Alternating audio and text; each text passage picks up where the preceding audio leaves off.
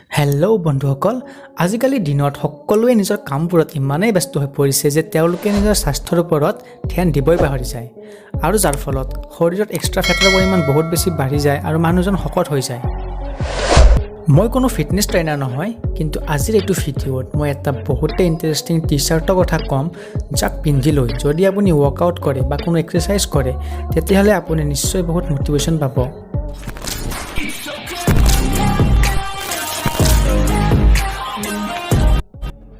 Hello' বন্ধুসকল, মোৰ নাম হিমাংশু মালাকৰ আৰু আপোনালোকে চাই আছে ফেক্ট টেক আড্ডা।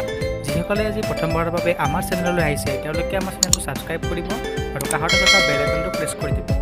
মানে বন্ধুসকল, কেছটো এনেকুৱা, যেতিয়া এজন মানুহ বহুত বেছি শকত হৈ যায় তেতিয়া তেওঁ ভাবে যে মই কালিৰে পৰা জিম যাম আৰু 1 মাহতে 6 পেক এপছ বনাম আৰু 2 মাহতে একদম জন চিনা টাইপ বডি বনাম। কিন্তু মটিভেশ্যনৰ অভাৱত সেই মানুহজনে 2 সপ্তাহ জিম কৰি বা ৱৰ্কআউট কৰি বাদ দি দিয়ে। তেনেকুৱা মানুহবোৰক মটিভেশ্যন দিবৰ বাবেই এইটো মটিভেশ্যনেল টি চাৰ্ট বনোৱা হৈছিল। এতিয়া হয়তো বহুতে ভাবিব পাৰে যে এটা টি চাৰ্ট পিন্ধি ল'লেনো কেনেকৈ মটিভেশ্যন পায়। মানে যেতিয়া আপুনি টি চাৰ্টটো পিন্ধি লৈ ৱৰ্কআউট কৰে বা যিকোনো এক্সাৰচাইজ কৰে তেতিয়া কিছু সময় এক্সাৰচাইজ কৰাৰ পিছত যেতিয়া আপোনাৰ দেহৰ পৰা ঘাম ওলায় তেতিয়া সেই ঘামবোৰ লাগি টি চাৰ্টটো ভিজি উঠিব আৰু তাত লিখাই থকা ছিক্ৰেট আখৰবোৰ চিনি পোৱা হ'ব।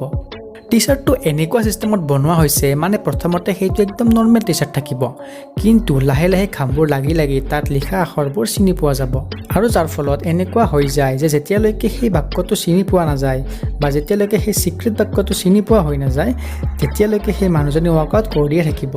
লাষ্টত এটা প্ৰশ্ন যে সঁচাকৈ এনেকুৱা টি চাৰ্টে মানুহক মটিভেশ্যন দি ফিট থকাত সহায় কৰিবনে? বাৰু আপোনালোকে কি ভাবে? কমেণ্টত ক'বচোন। এইটোৱে আছিল আজিৰ আমাৰ এটা সৰু ভিডিঅ'।